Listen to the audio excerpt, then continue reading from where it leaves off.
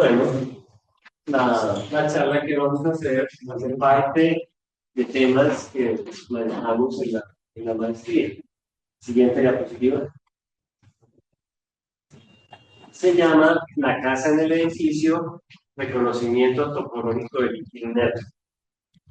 Esta mañana que el programa Maximiliano nos llevó a reconocer el centro de Manizales, rápidamente no me di cuenta si aquí en Manizales existe el tema del internet. En las grandes capitales, ya lo ves, existe el inquilinato. Es una de las formas en nuestro país y en Latinoamérica que las personas de menores ingresos acceden al tema de la vivienda. Entonces, lo que vamos a proponer es reconocer el inquilinato para resolver el tema del inquilinato. Tiene una condición. Hay unas partes que son privadas, las alcobas, y hay unas partes que son de uso público de todos, que son las comunales, las cocinas, los baños, los patios de ropa. Y es decir, la casa, sus partes están dispersas. Siguiente. Bueno, toda la, todo el proceso de la vivienda que conocemos en la actualidad, y yo creo que la escuela de Manizales no es desde la arquitectura moderna que toma como referencia lo que sucede en la Grecia clásica. Y básicamente el templo períptero donde está Atenea. El templo períptero es simétrico tanto en el sentido longitudinal como transversal. Esas dimensiones que están ahí están proporcionadas con relación a nuestro cuerpo. El tema de los órdenes y de los umbrales. El umbral de las columnas, el periástesis, el pronaos, el naos y la cela donde está Atenea. Es decir, entre lo más público de lo público y lo más privado hay una serie de umbrales hasta llegar al centro del templo. Y es la casa de los dioses. Los dioses tienen una ventaja que no tenemos los seres humanos. En la tradición católica ya sabemos qué pasa el Viernes Santo. No cambia. A las 3 de la tarde, dice la Biblia, yo no soy, ¿cómo se llama? Predicador. Pero para hablar de los dioses, muere Jesucristo crucificado. Y el 24 de diciembre nace el niño Dios. Eso no cambia. Y la vida de los dioses tiene la misma historia, el mismo texto, la misma narración y el mismo texto. En cambio, la vida de nosotros, los seres humanos, si en este momento les preguntara a cada uno cómo ha sido la vida, seguramente habría pocas coincidencias. Incluso las causas por las que han decidido estudiar arquitectura son diferentes. ¿No? Nuestras vidas están llenas de vicisitudes, de constantes vicisitudes. En cambio, la vida de los dioses no está siempre en lo mismo. Entonces, la pregunta es, y esto fue lo que vio Corbusier cuando tenía la edad de ustedes. Hizo el viaje a Oriente. Miró el templo y de ahí dedujo los famosos 5 puntos. Y los dedujo desde afuera porque al templo de Atenea solo entraban los sacerdotes, no entrábamos nosotros, los seres humanos. Pues buena parte de la carga simbólica que tiene la volumetría y las formas exteriores de la tierra para estar fuera de, está derivada de esta observación que hace Corbusier en su momento. Creo que ya va para un siglo que hace esa observación. Fuera de. Casi nunca conocemos qué pasa en el interior, no hay perspectivas del interior del templo, siempre estas son las imágenes. Entonces, por eso decimos que esta es una fuera de, no dentro de. ¿Listo? Siguiente. Entonces la pregunta es, ¿se justifica la casa de los dioses, las características de las casas de los dioses sean la misma de la casa de nosotros los seres humanos? Y nosotros afirmamos que no. Y ya vamos a ver. Eso de una parte. De otra parte, a lo largo de la historia, han existido dos formas de resolver el problema de la vivienda. El unifamiliar y el multifamiliar. Y aquí traje como ejemplo, como haber traído otros, las villas de Palladio. Esa es un unifamiliar. ¿Ya? En el campo, en la zona rural del Veneto. Y es en 1560, el Renacimiento en pleno auge. Eh, Digo que es un tiempo porque esta casa nunca ha sufrido cambios. Casi no vivieron los dueños, es que paradójico. Pero era una villa para que vivieran ahí que tenían una buena área de vida. Antes que no se asumir. También esta villa está zonificada en vertical. En el primer piso, la zona de las servidumbres, cocinas, en el segundo, las zonas sociales y en el tercer piso, las alcobas, como la casa moderna. ¿Verdad? Esa es una zonificación. Solo que aquí las cuatro caras repiten desde el templo perífero que vimos anteriormente el mismo elemento por las cuatro caras. Y además, que la zona social está elevada para tener una vista mucho más amplia sobre el horizonte. La familia Rotonda diría que esta es mi casa, este es mi palacio, porque efectivamente por las dimensiones parece un palacio. Y el otro es el multifamiliar, el Palacio de Versalles. Luis XIV se da cuenta que los nobles y los grandes burgueses y terratenientes que están en el borde de la periferia de Francia tratan de conspirar contra él. Y los trae y los hace vivir acá. Y aquí, y esto se hace, digamos, ahí ya está terminado, sucede como cuatro pasos, pero se nota que es un solo tiempo. Aquí también, en el Palacio de Versalles, las zonas sociales son compartidas y las zonas privadas obviamente son privadas. Y entonces aquí quien vive no puede saber dónde es que vive. Aquí se sabe quién vive, depende si está cerca del rey de Luis XIV o si está en la cora, es un burgués o un aristócrata muy pobre. Pero de entrada no se sabe. En un multifamiliar no sabe uno dónde vive. En un unifamiliar uno sí sabe dónde vive. Esa casa color café de dos pisos es mi casa, uno no lo sabe. Bien. Pero este tema de los multifamiliares y unifamiliares está en la historia.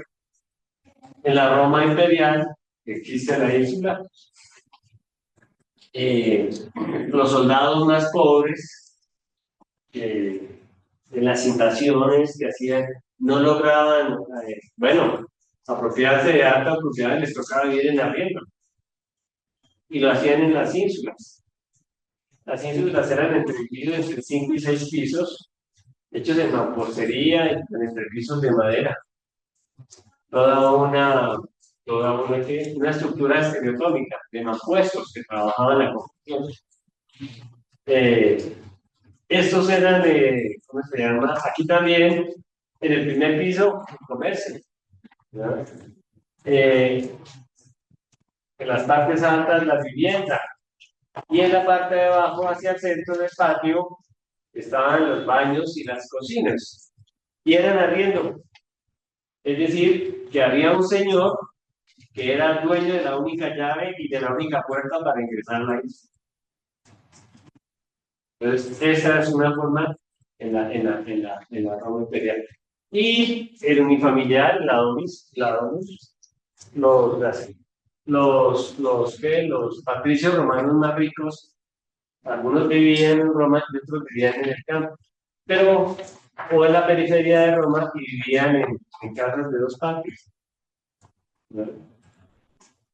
Eran casas unifamiliares, el patio de adelante era para las actividades privadas del dueño de la casa y el patio de atrás era para las actividades domésticas de la familia de este personaje. Es decir, que la Roma imperial también vuelve a aparecer en multifamiliar y en unifamiliar.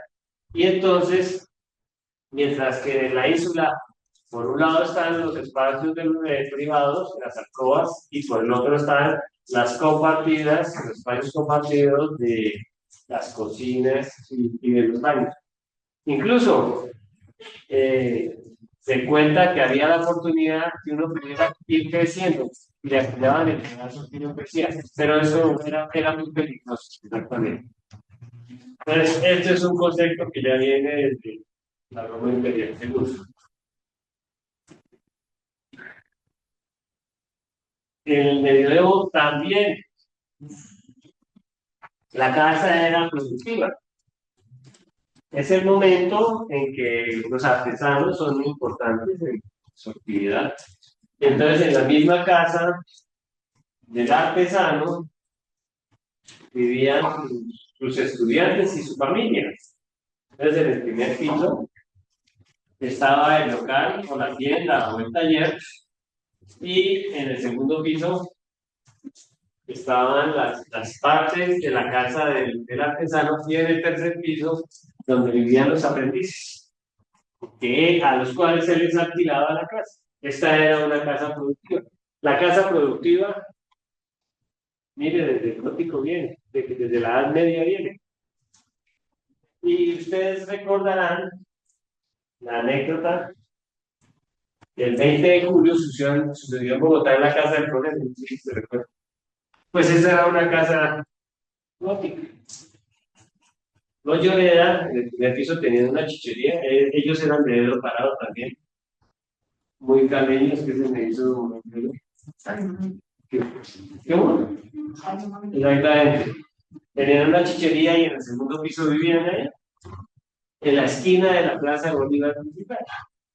Porque lo que nos traen los españoles a nosotros es la casa de gótico, medieval, el patio, además.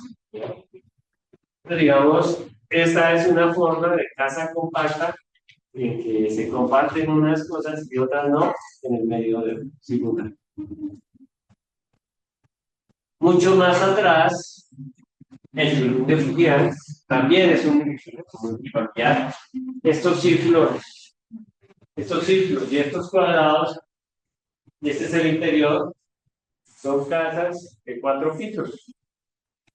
Son unos townhomes en vertical, uno al lado de otro. En el primer piso están las cocinas y las zonas sociales, en el segundo están las alcobas, en el segundo está la alcoba y en el tercero está el granero. Eh, Ojalá alcancen a ver la foto. Aquí están recubiertos de una gruesa pared de piedra y arena, en la que prima más el lleno que el vacío, porque son defensas militares. Y lo mismo, es un muro estereotómico de mampuestos, y al interior una construcción tectónica a base de maderas. ¿Ya? Hacia el centro, donde están estas personas, están los templos budistas, los templos taoístas, más la guardería infantil, más el salón de actos, donde se hacen todas las actividades. Pero qué paradoja.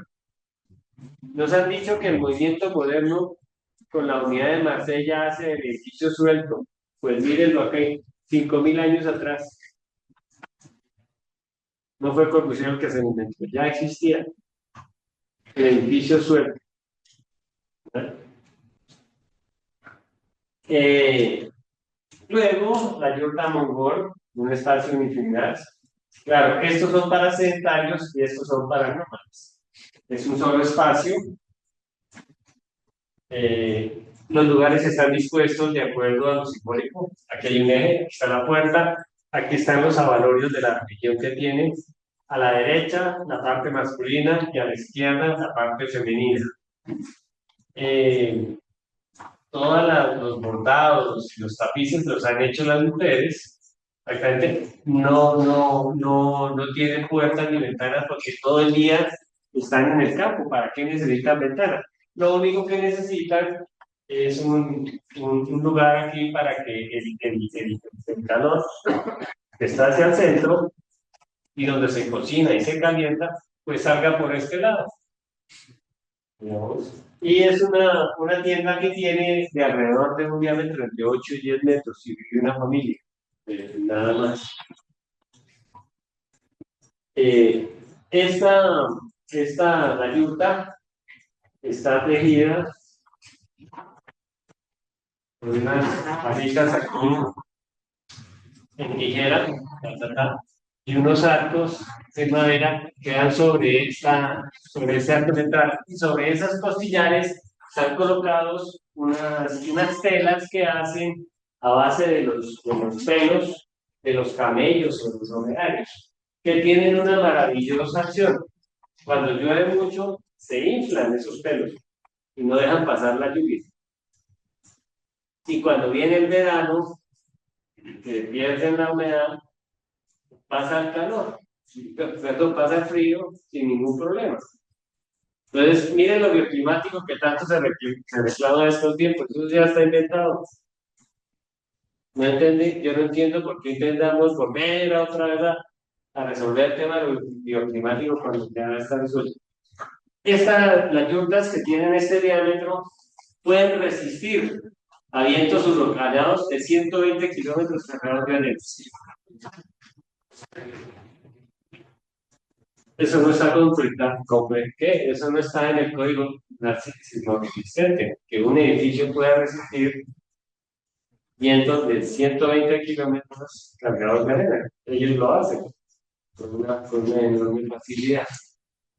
Entonces, digamos, para ir al núcleo central de la charla, el multifamiliar de Toulouse ya existe, y la yurta unifamiliar, el primero para personas sedentarias y este para el nombre. Siguiente.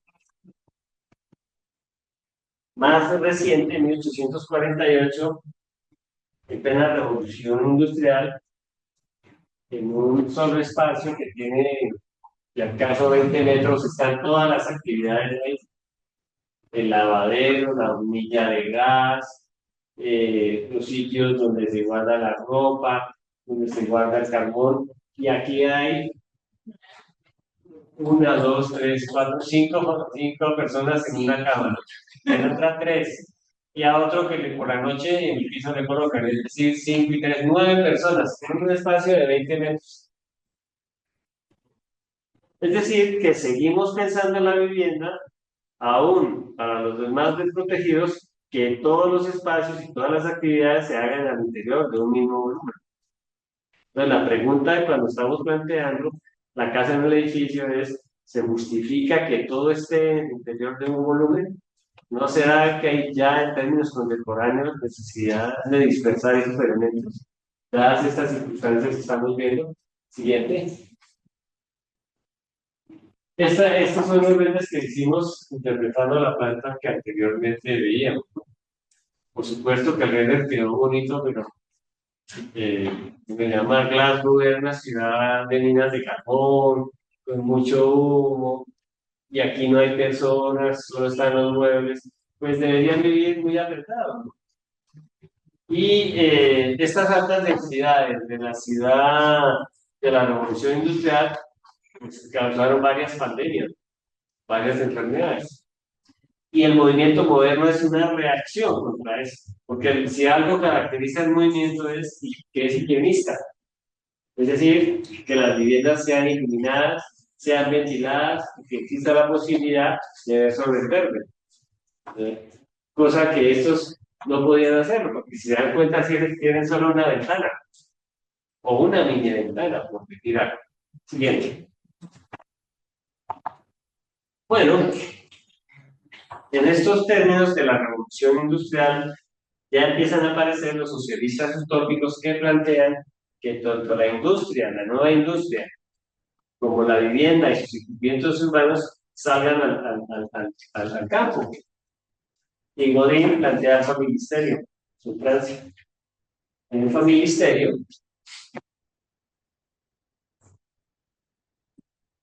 aquí están estos tres espacios, aquí está la fábrica, por aquí está la biblioteca, la guardería infantil, el teatro y la piscina.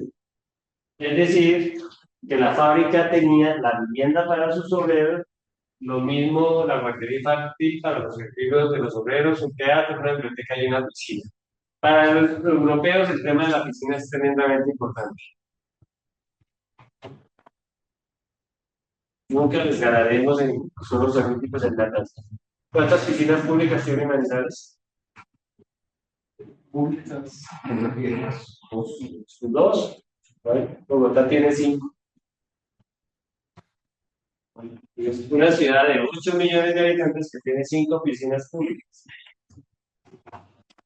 No está más cero. Iba a preguntarme allí cuántas piscinas públicas tiene. Pues yo no me acuerdo cuántas son.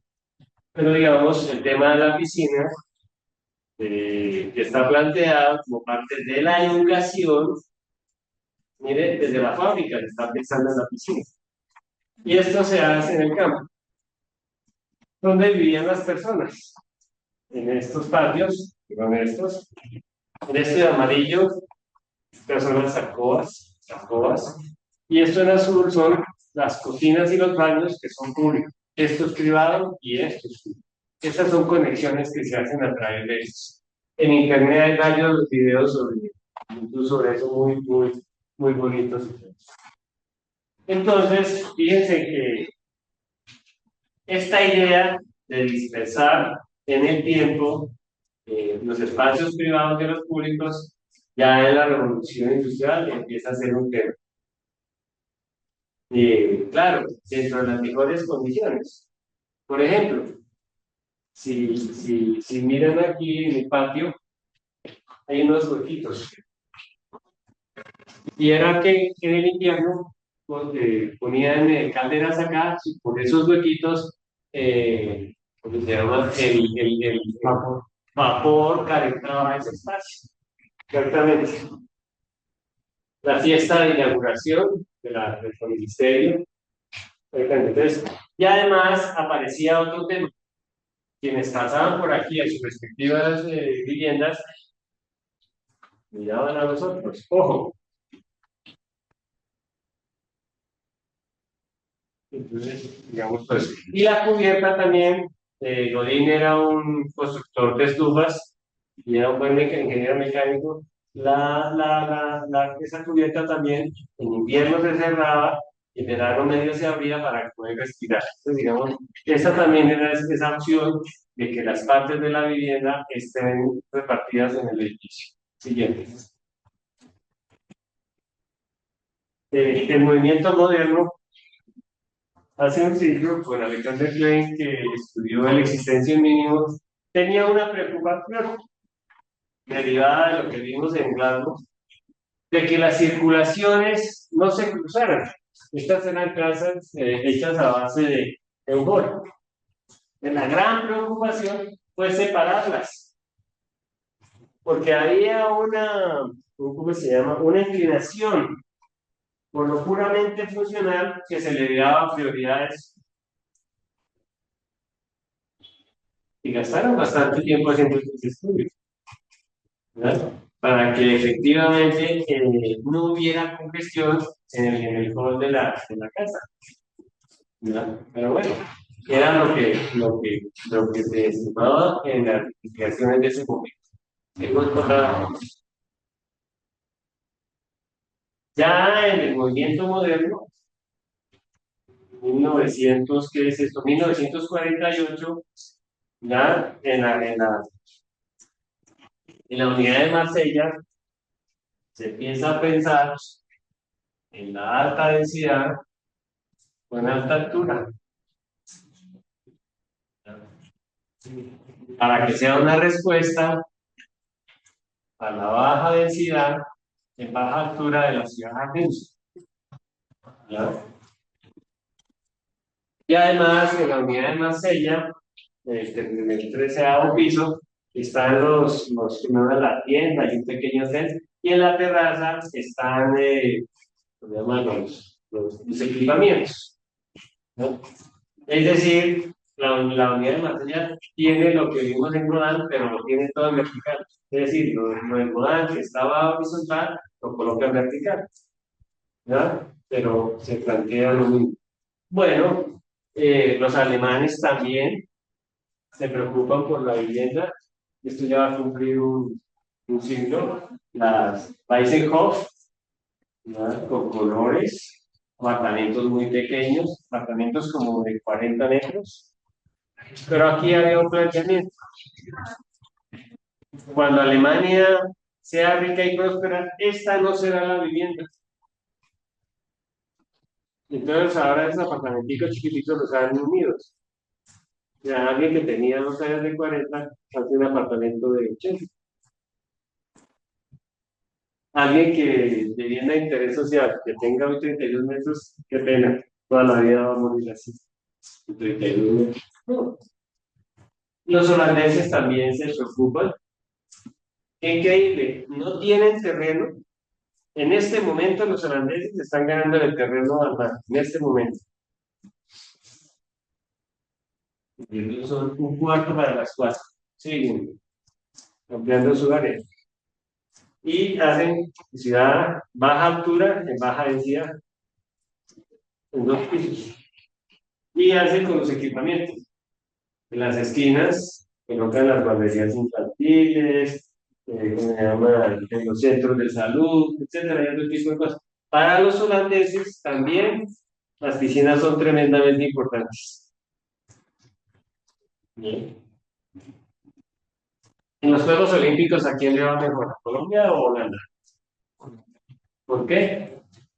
Porque los equipamientos tienen, porque cada localidad tiene su propia unidad deportiva que tiene piscinas, tiene colegio, tiene estadio de fútbol, de básquetbol, etcétera. ¿Ya? Nosotros no, todavía. Siguiente. En América Latina, en 1965, es un momento en que hay la gran migración del campo a la ciudad,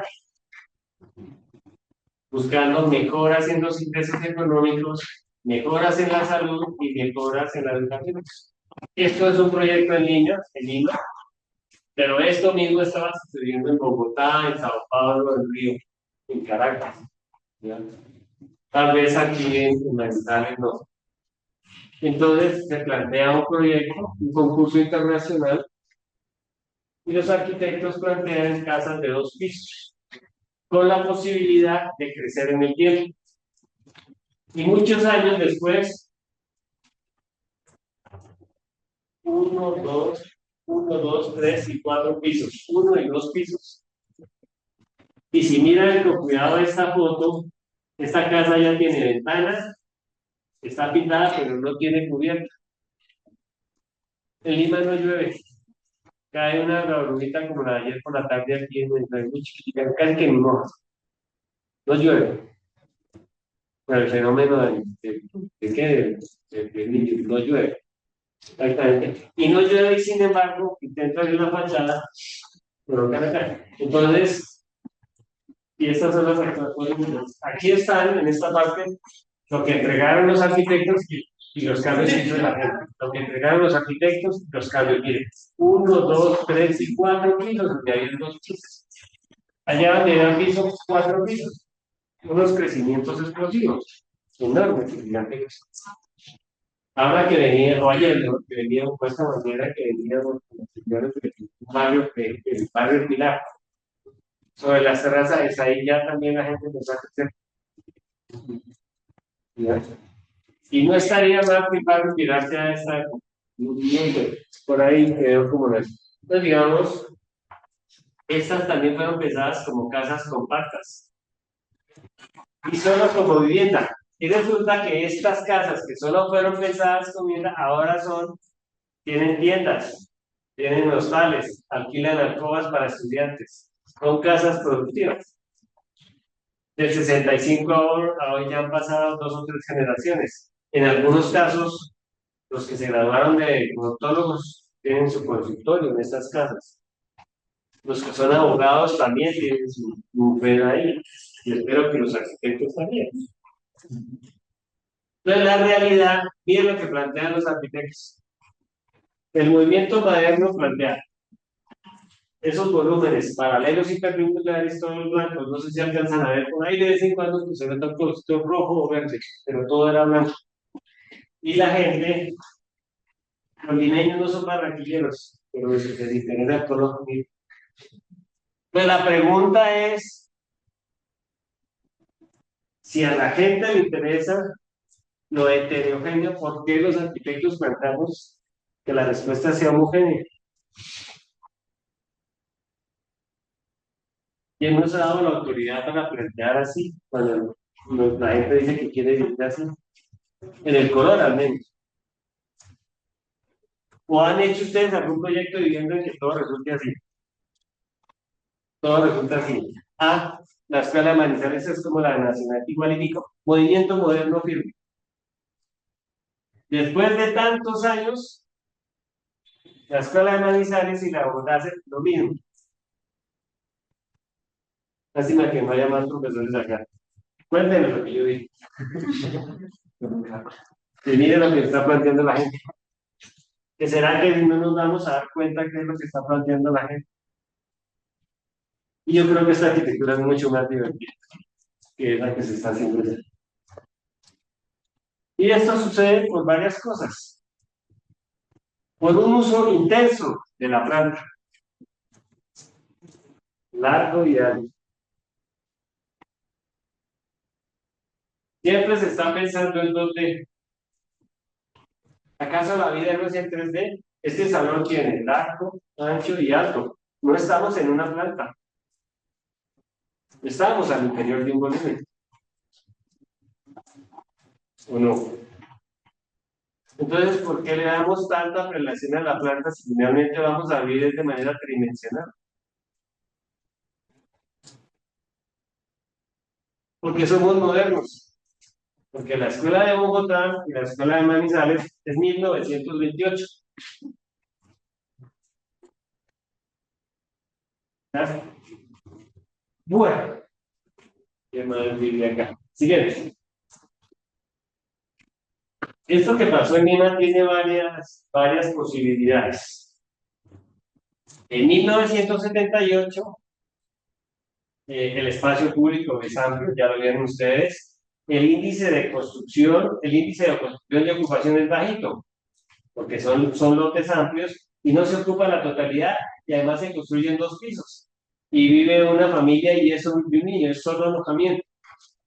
Pero a medida que la familia va desarrollando, pues se requieren otros espacios para que la vivienda dé alojamiento y además hay que redondear los ingresos, ¿no? Los ingresos de los latinoamericanos son muy bajitos, muy bajitos. En mayo 2020 el DANE planteó que de los 50 millones de colombianos, 35 millones de colombianos ganan menos de medio salario mínimo. Yo soy profesor de la Nacional, la universidad me paga bien. Pero yo, además de ser docente, diseño. Y en mi casa, en la alcoba grande, está mi oficina. Yo que tengo buenos ingresos, en mi casa está mi oficina. Entonces, ¿por qué seguimos planteando la vivienda solo como vivienda? ¿No será que es la hora que la vivienda requiera 2 puertas? No una. 2 puertas. Una para que ingresen las personas a la oficina del arquitecto y otra para que sea la puerta para ingreso a la vivienda. ¿O han hecho los proyectos de vivienda con 2 puertas? No, 1928. La escuela de Manizales, la escuela de Bogotá, ortodoxamente moderna. ¿Ya? Y miren lo que va pasando en el tiempo. Y además, y de pronto en Manizales, ¿qué es lo que tiene que suceder? Rápidamente pasamos de la familia nuclear a la familia extensiva. Vienen a vivir los primos, los tíos y los paisanos. ¿Ya? Y la casa tiene que crecer. Y parte de este crecimiento por la llegada de los primos, los tíos y los paisanos es para arrendar. ¿Qué ha significado todo eso? que el espacio público en el predio fue invadido. El antejardín o el parque construyeron sobre el antejardín o el parque. El índice de ocupación del lote se colmató totalmente al 100%. Y el índice de construcción, 4 o 5 pisos, aumentó. Pero lo más crítico es que los equipamientos que habían en el predio al principio, como el colegio, la guardería infantil, también estallaron porque llegó más gente.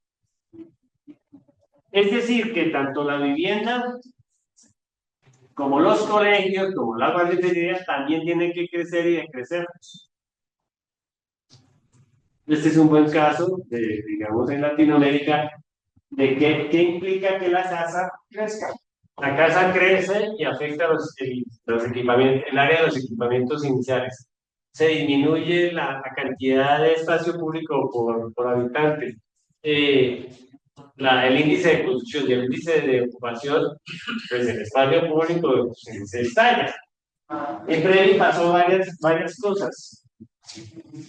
Del 78 aquí hay como 25 años, hubo casas que crecieron hasta 3 veces y media en el tiempo.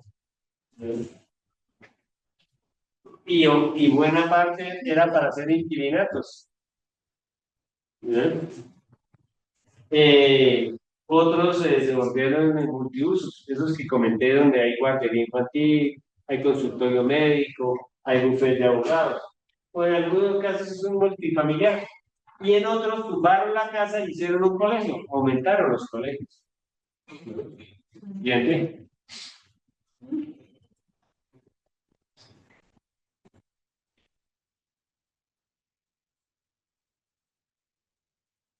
bueno, en Bogotá, menos, en el barrio Los Alcázares, en los años 70 también, ya se empezaba a pensar en que la vivienda tuviera la posibilidad de crecer en el tiempo y dejar estas terrazas.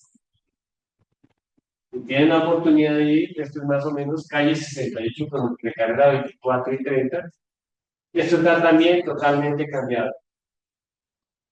El crecimiento fue explosivo, enorme. Esto es Ciudad Bachué, en Bogotá también, que se planteó inicialmente para 1, 2 y 3 pisos y la posibilidad de crecer en un cuarto. Y aquí van 6 pisos. Y con la espalda también creció. Es decir, se siguió ampliando el gran volumen. Yo no sé si esto sucede en Manizales. Lamento no conocer la ciudad frente a este tipo de cosas. ¿No? Pero estos son dos casos en que el gran volumen se sigue ampliando. Y además, en Ciudad Batlle, que es de los 60, ya hay personas que vendieron la mitad de la casa. Los hijos se fueron. O dividen la casa en un pedazo para arrendar, porque ya no hay mucha gente. O la otra para arrendar. Entonces, esto significa también que tenemos que pensar la casa para crecer y decrecer. Por estas cosas que les estoy comentando. Siguiente. En Bogotá, en la oferta inmobiliaria, ya aparecen los inquilinatos. Creo que aquí hay metro cuadrado también, esa oferta inmobiliaria.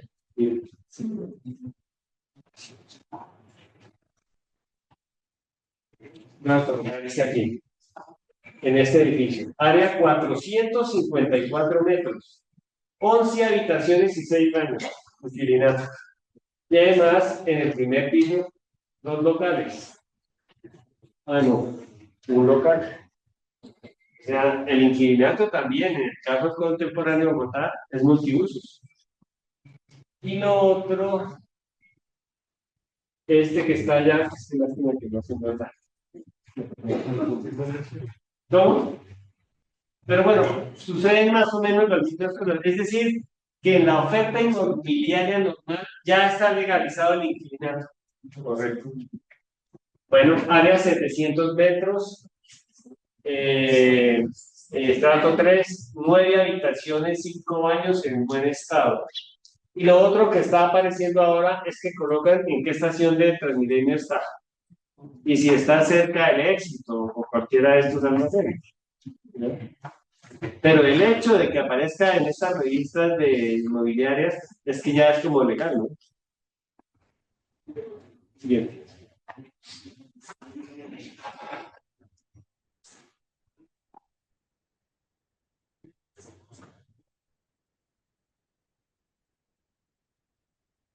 Bueno, depende de la vida en que nos encontremos, de la etapa de la vida en que nos encontremos. Estos son los estudiantes de la Javeriana Bogotá, en la calle 45 con carrera séptima, en la esquina, allá están los cerros orientales, en la esquina nororiental. Estos estudiantes, esos edificios se hicieron para arrendarles a ellos. Como la universidad está cruzando la calle, y además cuando uno está en la universidad todavía no quiere ser propietario. Debe haber algunos que sí quieren ser propietarios, pero uno está interesado por ser arquitecto o por ser médico. Entonces, digamos, como que en ese momento está de paso. Sin embargo, depende de la edad y depende de los ingresos, no vivienda. Este es en Bogotá. Se arriendan piezas fijas y a diario en el San Pedro de los piezas fijas y a diario. Y fuimos a averiguar, es que la cama la hacen en ladrillo, porque había gente que se iba a las 3 de la mañana y se robaba la cama en madera. Entonces, digamos, desde los ingresos suceden este tipo de cosas. Siguiente. Esto de dispersar la casa en el edificio también, 1930, ya hace un siglo, los soviéticos que habían iniciado la revolución rusa muy potente, planteaban que había que cambiar todo. Y si había que cambiar todo, pues la vivienda tenía que cambiar. Entonces, aquí también se dispersan las partes de la vivienda. En estos, aquí vamos a ver próximamente, en estas partes están las alcobas y aquí está, ¿cómo se llama? La cocina, el comedor, la biblioteca, el gimnasio y aquí está el jardín infantil. Todo está disperso de alguna manera. Y debo comentarles que esta es la mamá de la unidad de Marsella. Está sobre pilotos. Corbusier varias veces escapó y fui la miró. 1928. 1930. Exactamente. Siguiente. Aquí están las clases de apartamentos que hay. Eh, hay algunas que tienen, los baños son compartidos y están en las instalaciones. Cuando hay parejas, los hijos les dejan una pequeña cocineta. Pero las parejas sin hijos, solteros, tienen que ir a almorzar a la cafetería común. Eh, a raíz de la llegada de Putin y supongo esto era como el pasado crítico de la Rusia del siglo pasado, la estaban dejando el pero hubo todo un movimiento internacional y se están restableciendo de acuerdo a lo que viene comentando. Siguiente. Estos son los interiores, el movimiento moderno, la unidad de Marsella, el mismo país. Siguiente. Más recientemente, en esto de dividir por parte de la casa, pienso como en Tokio 2003. Entonces ellos plantean que la casa aquí sea de 80 metros, 60 para que esté, imagínense, en Tokio todo es pequeñito, la casa, y en otros lugares las oficinas. Las oficinas están en estos lugares, todos estos son oficinas. Y los 60 están en otras partes. O sea, uno puede alquilar 60 metros y 20 ser dueño, o al revés. Los 60 y los 20 de propiedad, como quieran. Esto también lo ha hecho el gobierno, esto patrocinado el gobierno de Tokio. Pues aquí también las partes de la vivienda se están separando en el edificio. Siguiente. Aquí vamos a plantear entonces el diagrama, lo que hemos llamado la casa en el edificio de conocimiento topológico. En horizontal hemos denominado unos espacios que llamamos básicos, segundo unos espacios de apoyo, tercero unos espacios de ampliación y cuarto unos espacios comunales. Y en vertical, probables combinaciones que pueden suceder. Por ejemplo, en 1A podríamos plantear que ese sea un espacio múltiple con un byte. En 1B es un espacio múltiple.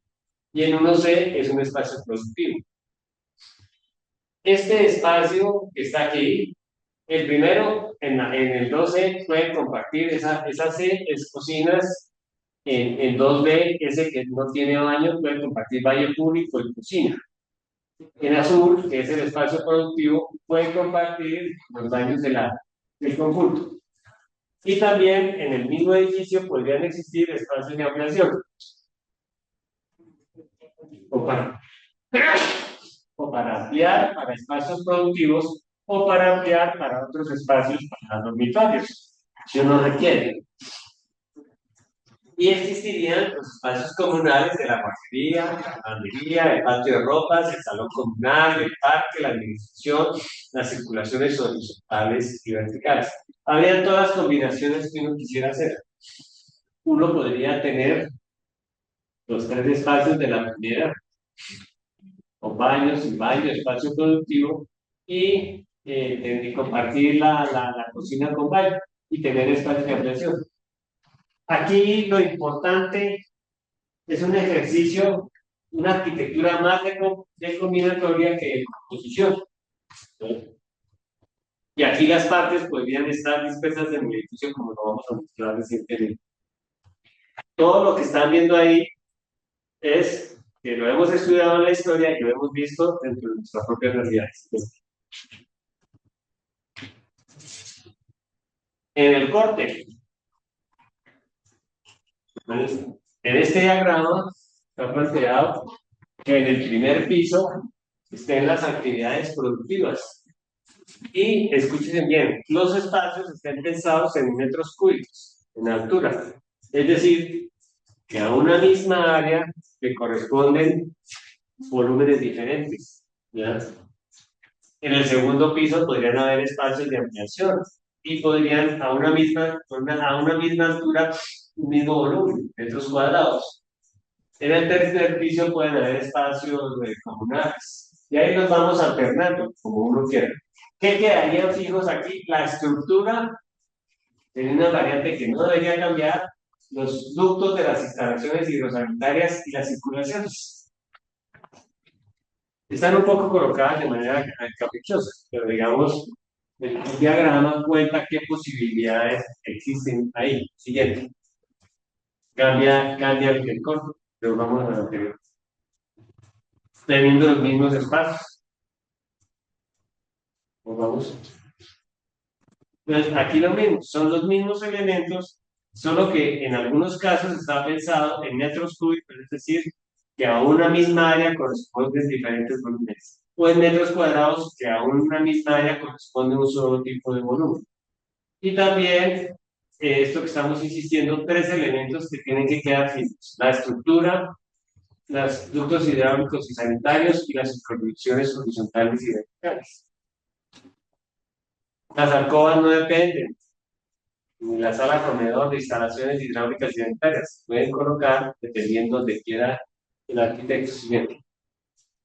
Bueno, aquí están los dos cortes que pueden ser bien. Y colocamos 5 pisos porque en el caso de Bogotá, con 5 pisos no se necesita un baño neumático. Con la presión del acueducto sube el agua hasta el quinto piso. Esto también, desde la administración, podría ser política pública para que esto fuera en arriendo o para que fueran cooperativas, que lamentablemente esa idea de la cooperativa de bienes colombianos no la hemos fomentado. O que sea en arriendo, que sea el Estado el que arrienda. Lamentablemente, con la llegada de las políticas neoliberales, se le prohibió al Estado construir viviendas y alentar, por ejemplo, una política de arriendo. ¿Ya? En Europa es normal esto, o en Canadá. Siguiente. Bueno, muchísimas gracias. En eso consistía la charla de la Casa de Servicios, los conocimientos ontológicos del individuo.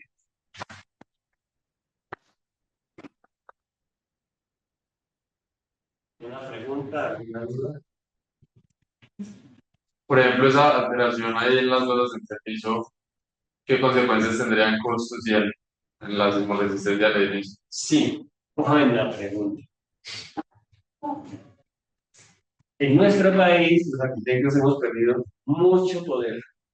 Y el código se lo dejamos solo a los ingenieros. Mire, ninguno de nosotros participó en la nada de constitución del código. ¿Cómo así? ¿Quién le dio a los ingenieros la autoridad para decirnos cómo deben ser las estructuras? Claro, aquí hay un montón de columnas cortas, me cortaría en la cabeza. Pero el código, desde mi punto de vista, hay que revisarlo con los ingenieros, no desde los ingenieros. Y vuelvo y digo, eso hace parte de que los arquitectos efectivamente hemos perdido mucho autoridad. Nunca le dijimos a los ingenieros que deberíamos participar nosotros en la armada de los códigos. Y sobre todo el último. El último cargó de hierro y de concreto los edificios en la. Pero su pregunta me parece tremendamente importante. Y me parece tremendamente importante porque serán los arquitectos jóvenes los que me harán preguntas a esto. Mi generación ya está en los últimos días. Nosotros ya a eso no le. Pero sí me queda su pregunta es tremendamente importante. Claro, los dobles nacidos lloran. Esto es como una especie de queso gruyere, lleno de huecos. Y allá en el centro de gravedad, claro, ellos quieren que todo sea a la misma altura, hacerles la vida fácil. ¿Sí? Pero los arquitectos no estamos para hacerle la vida fácil a nadie. Los arquitectos estamos para resolver la vida.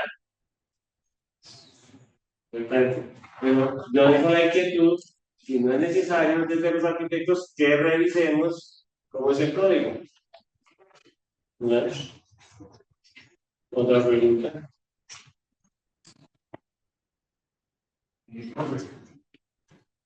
Tengo una pregunta, Jess. En base a todo pues, lo que tú dices, eh, y más adentrándonos en nuestra actualidad, ¿qué tendencias futuras tiene ahora la vivienda? Por ejemplo, en Manizales, yo creo que pues, todo el mundo sabe mucho que estas casas del pasado están desapareciendo, las botan y ahí pues hacen vivienda vertical o algo dedicado al comercio. Entonces, tanto desde la vista del patrimonio que se intenta reservar estas casas, como también desde el punto de vista de la expansión, de que no se quiere, que tiene que ser un crecimiento vertical, no horizontal para que llegue hasta el campo. ¿Qué tendencias futuras crees que hagan para vivir? Bueno, también me encanta su pregunta. Tiene que ver con un tema tremendamente importante. No hay crítica arquitectónica en nuestro país. Donde se habla de vivienda es los avisos clasificados para vender o para comprar. Es lo único. ¿No? Que hace que las personas compran sin saber que lo que compran tiene de calidad o no. Para nada.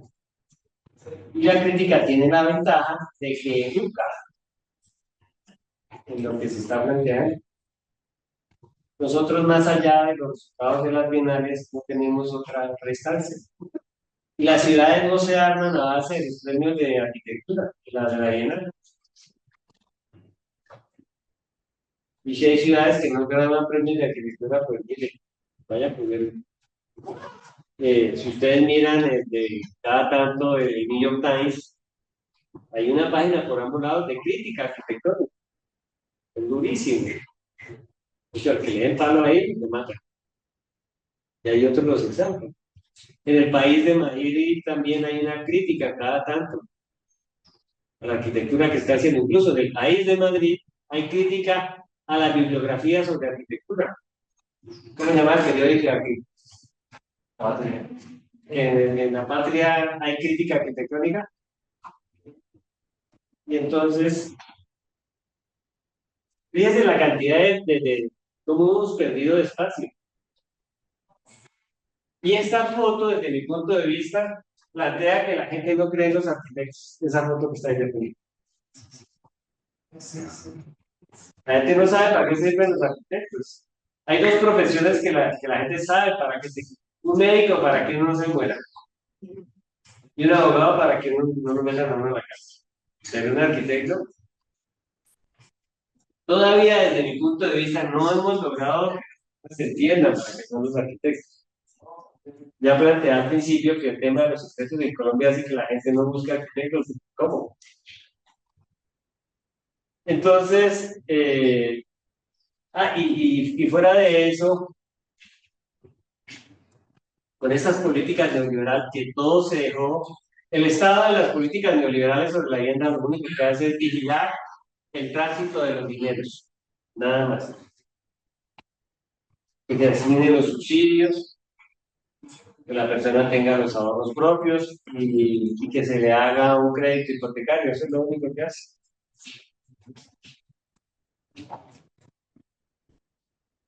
Muy suave. En más de 25 años de hacer vivienda de interés social, las empresas privadas, no hay un solo proyecto que supere las torres del parque. Y hoy, en este momento, 4 y cuarto, hay 1.200 proyectos de vivienda de interés social que se están haciendo en Colombia. Y ninguno de esos superará las torres del parque ni no había Bucar en Medellín.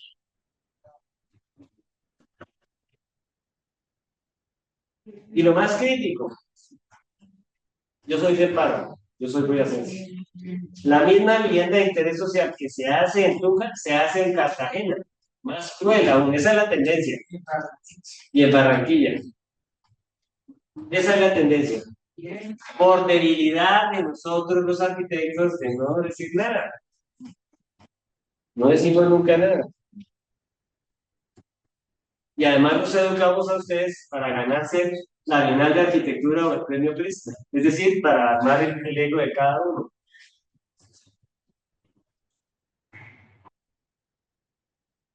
Creo que voy a ganar varios enemigos aquí. Pero lo que hay que resolver es eso. No ganarse el premio la Bienal de Arquitectura, el premio Presta, hay que resolver eso. ¿Cómo se recogen las aguas negras de esta foto? ¿Cómo se resuelven esto? Las aguas negras de esto, cómo se resuelven? Pues ese es un problema de los arquitectos, ¿verdad? ¿Por dónde van las aguas negras de esto? Y esta foto es de las favelas en Río. Pero esta foto está en la comuna 11 y 13 de Medellín. Y esta foto está en Siloé. Y esta foto está en Ciudad Bolívar, en Bogotá. Y esta foto está en Petare, en Caracas. ¿Y aquí van a Ah, bien, bueno. Y los arquitectos pensando que nos debemos ganar la Bienal de Arquitectura o Cristo. Y que no hay trabajo fuera de esos afirmos. Si asignáramos a cada 2 casas de estas un arquitecto de esta escuela, hace un montón de trabajo a eso. ¿Cómo? No. Me encanta eso. Me dice Andrés que si esto fuera cierto, el gran arquitecto de Colombia ya murió hace años. Se llamaba Pablo Escobar. Tenía mucho dinero. No, esto es cuestión de ponernos a imaginar, a estudiar juiciosamente cómo resolver esto. Nosotros mañana vamos a hacer con el profesor Maximiliano trabajo de campo y yo ya vi cómo la gente resuelve con la guadua aquí en Medellín. Y no es con esto, es con la guadua. Y esta mañana vimos una cantidad de casos de mala gerencia de trabajo. ¿Y cómo hacemos que no vamos a recuperar eso? Y en altura. ¿Ya? Entonces me parece que estamos en un ¿cómo se llama? En una zona de seguridad increíble. Frente al mira el gran problema que tenemos ahí. Con mis estudiantes de pregrado, cuando me fui a Medellín en la comuna 11, les digo, ¿cuántas casas hay aquí? Y no, profe, hay como 10.000. 10.000. ¿Cómo que no hay trabajo? Esas casas están bien solucionadas. No, profe, y entonces, ¿Cómo es que las escuelas de arquitectura de la Nacional no están trabajando en esto?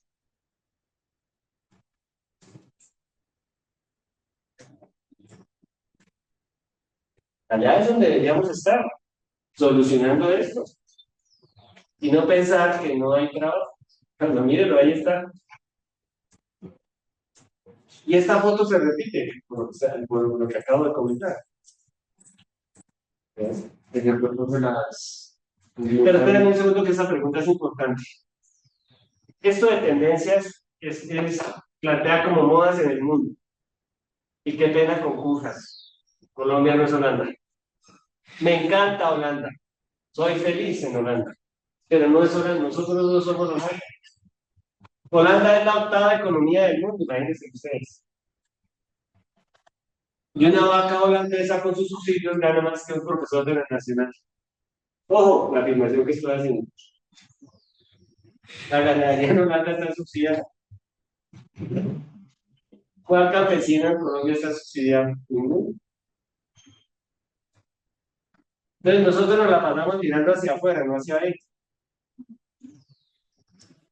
Cuando tenemos esta realidad, yo de lo que vi esta mañana y lo que vamos a ver mañana, y Maximiliano ya me mostró unas fotos de cómo resuelven con la guadua en estas maderas.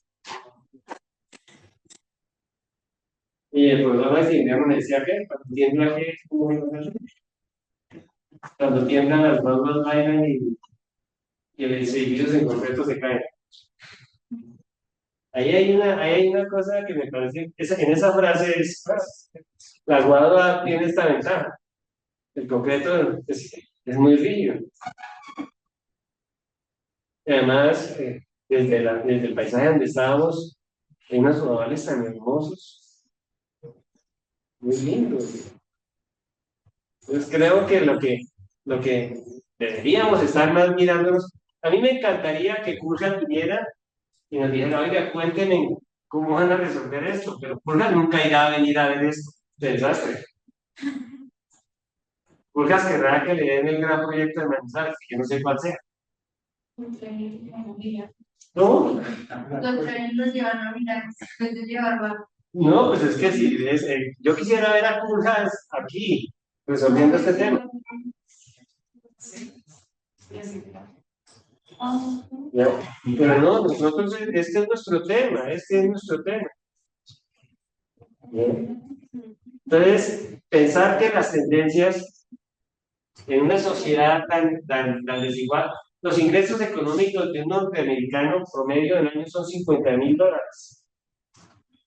Y los de un colombiano son entre 906,000. Eso es una diferencia enorme. Pues hablar de tendencias muy difícil, ¿no?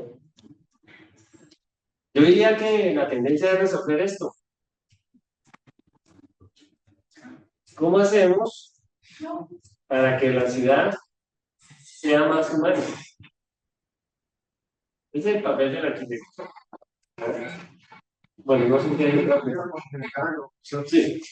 Acerca de la pregunta que hace Juan de la tendencia de la estructura, la tendencia de la estructura, o sea, tengo términos de la maestría, nosotros trabajamos mucho el tema de la estructura, más que la tendencia es la actividad vista desde el territorio. Entonces, cuando hablamos de territorio, hablamos del trabajo de campo, a través de los modos de habitar, cómo vive la gente, los modos de construir, cómo construye la gente, y lo, digamos, hablamos pues desde la sensibilidad de la arquitectura, pero también de la misma técnica. Entonces, revisar para quién más es la vivienda, cómo se habitan a la calle, cómo se habitan las esquinas, ¿sí? Cómo se desarrolla la vida de la arquitectura de la vivienda.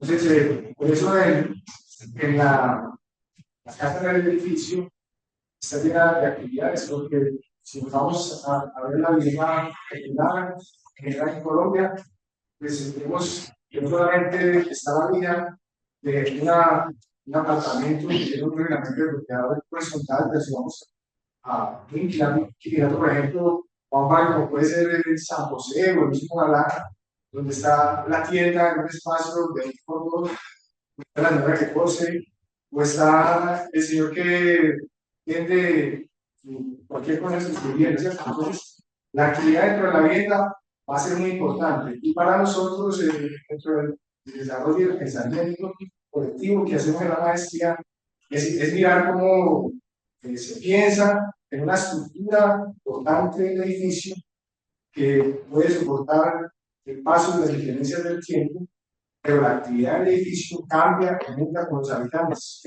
No puede vivir Juan, no puede vivir usted, puede vivir usted en esta vivienda.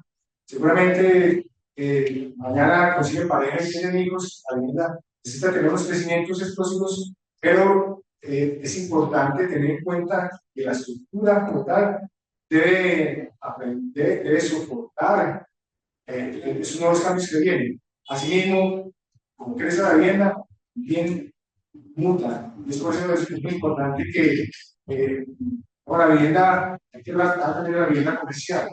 Eh, es lo que también discutimos a veces, cómo va a ser que esta vivienda comercial también pueda involucrar la actividad y pueda involucrar esos modos de vida de la gente. Porque pues puede ser que la casa de mis padres, yo la heredo, el día de mañana yo la heredo y vivo un tiempo, tengo hijos, mis hijos se van, yo quiero vender la vivienda, y viene otra familia diferente. Entonces, como la vivienda más que una tendencia puede soportar los cambios de tiempo, ¿cierto? Eso que acaba de plantear Maximiliano es tremendamente importante.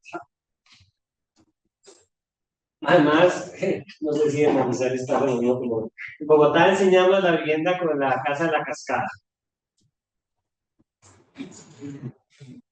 Y la casa de la cascada es del señor Hoffman, un ultramillonario, que además le mandó a hacer una casa a Richard Nixon en California.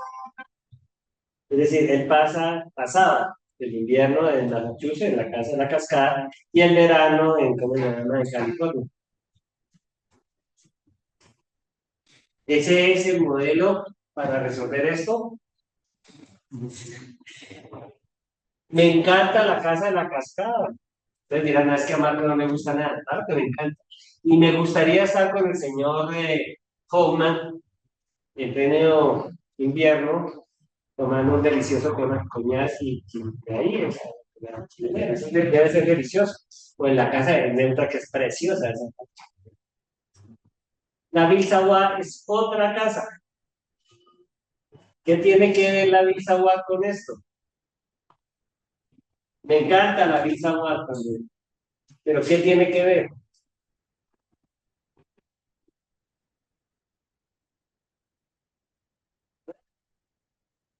La Bilsawa resuelve los 5 principios de corrupción que les conté en el templo períntero, pero aquí en esta realidad, ¿qué hacemos?